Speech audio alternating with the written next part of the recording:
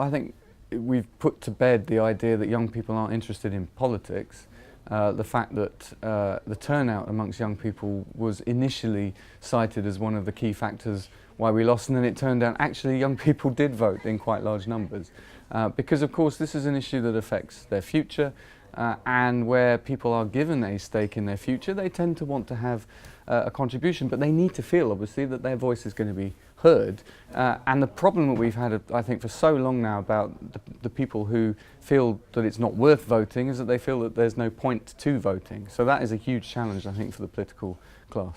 It's not automatic that the government is going to allow a cross-section of society to have their voice on what comes next, but it's essential that they do. There are so many sectors, so many people who are affected by the vote that they need to have their voice recognised and what it means to them, and you know, that means demanding it. Parliament needs to evolve as the principal kind of decision-making body. It needs to be much more representative, of course, and we need to open voting to 16-year-olds. That's a position that Labour Party has adopted, and it's one that I think will increase participation beyond current levels. But we also need to look at the way in which city regions and cities themselves also open up their decision making. We need to make sure that young people have a stake in all of the decisions, whether it be on transport, on education, on housing, because of course it's one thing making a decision for the current generation, the current stakeholders, the current homeowners, but we need to always think about what comes next. How are we going to provide the future that